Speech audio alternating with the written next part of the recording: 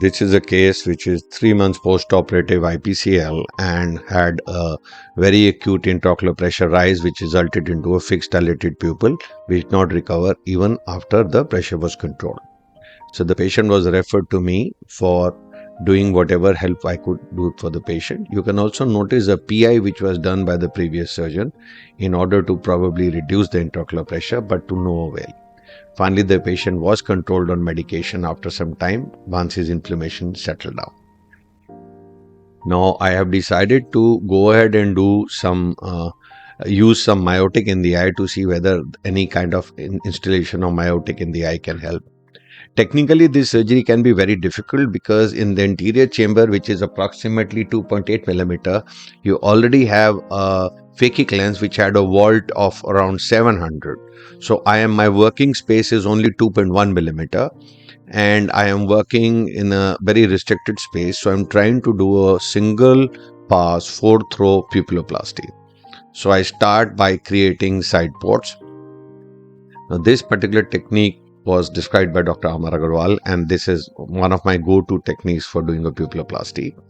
We start by bending a 26 gauge needle and with the bevel upwards. I'm using an ILM peeling forceps here to try and pull the pupillary edge to see and create a little smaller pupil so that I can get a grip on it.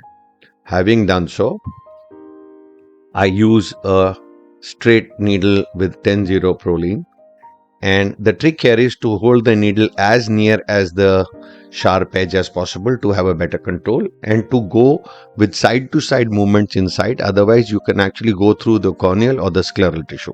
So you notice before I went in with the needle, I did some side to side movements. You can also use a trocar to do this, but this ensures that the needle goes through only your wound.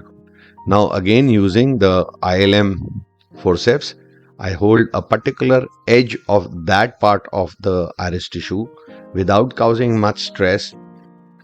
While one forceps is holding the iris, you will notice, because I don't have much space in this peripheral area, I'm going very cautiously. I'm trying to hold the tissue, at the same time avoiding any back pressure onto the phakic lens. I embed and engage the iris tissue and leave the needle here. While doing this, you be sure do not push the needle in too much, otherwise the movements of the eye can cause some damage to the endothelium or the lens in this particular case.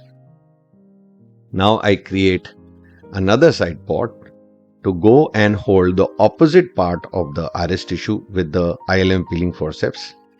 You will notice it's a little tricky to grip it from here.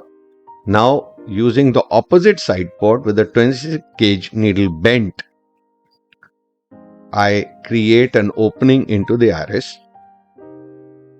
And now, using the railroad technique, I will take this first needle through the 26 gauge needle here. You will see I am having some trouble doing this because there is too much of constriction of space for me.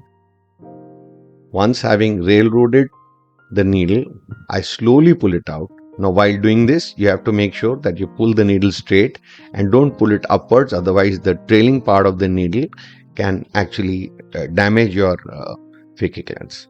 Having done so, now I use a Sinskey hook to go and pull the loose end of the suture from the port 2. Port 1 is from where we entered. Port 2 is from where we exited. Now I create a loop of the suture in the anterior chamber. Now again, I will use the ILM peeling forceps borrowed from my retina associates to pull that loop out.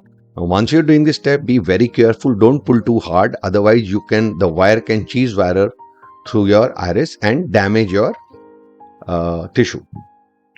So the stretching of this or pulling out of this part of the suture has to be done very carefully. Now the other part of the suture is cut. Now we will go through this loop 4 times in the same direction, and you will see 1, 2, 3, and 4 times. So you have to make sure that every time you're going in the same direction, otherwise you will be undoing whatever knots you have created. I'm sorry for the glitch. There is something went wrong with my camera when I was recording this. So I have lost some parts of few seconds of the surgery in this particular video. There was some wiring issue with the recording camera. This will happen once more. So once this needle has been tied 4 throws and they've been tied up, I go in and trim with again a micro scissors or the retinal scissors.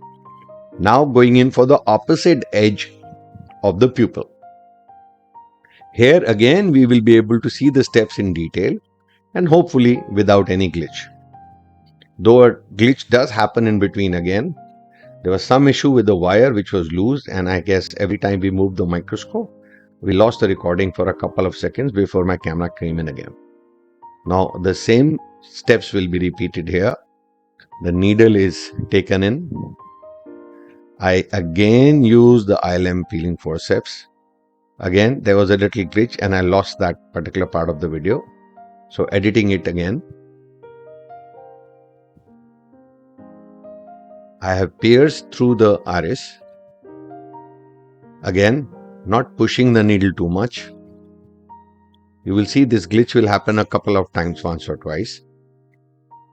Now again, using the 26 gauge bent needle, holding one part of the iris tissue, you have to be very sure that you do not push the 26 gauge needle hard, otherwise sometimes you can tear through this tissue or even cause iridodialysis.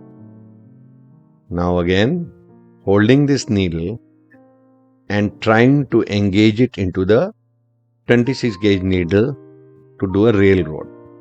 And there you notice that the needle has been pulled out from the opposite side.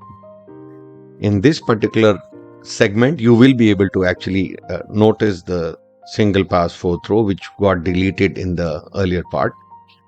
As mentioned again, we will pull out the suture using a Sinskey hook or any forceps of your choice to get it out from that area and get it into the zone. I have very slowly pulled the suture, making sure that I don't do this movement suddenly. Now you will notice again from port 2, I use the ILM peeling forceps to hook the suture and slowly pull it out, creating a loop in this area. Now I leave the loop like that, and now the loose cut end of the side port 1, the suture is taken through this loop 4 times. Hence the name single pass core throw. This technique, as I said, was described by Dr. Amar Agarwal. Now again I will go through this suture 4 times and every time in the same direction, making sure that I don't change the direction of the suture going through the loop, otherwise I will be undoing whatever I was doing earlier. So 4 throws through this loop will ensure a good clean knot. There. And now pulling on both the ends of the suture very slowly and making sure not to over tighten, otherwise it will cheese wire. And there you see. And now you notice that the pupil has been made nearly rounded and small. Using again a small micro scissors, I go in to trim the suture from the knot. You have to be careful here not to cut it too short, otherwise the suture knot will open, or neither to leave a very long end stub of the suture which may later on start ending up to rub on the endothelium and cause corneal issues. So approximate stub length is somewhere around 200 to 300 microns long. Having cut through, now I go in to remove the viscoelastic. Before I do that, I use a bimanual aspiration pot to further pull on to the iris and release any adhesions, if so, in the peripheral area, and cause free movement of the iris. And you will notice this movement actually makes the pupil more round, and the iris is now a little bit free in the periphery. And there you see that the pupil has become nearly round, and this patient did very well and he stopped seeing glares. Thank you.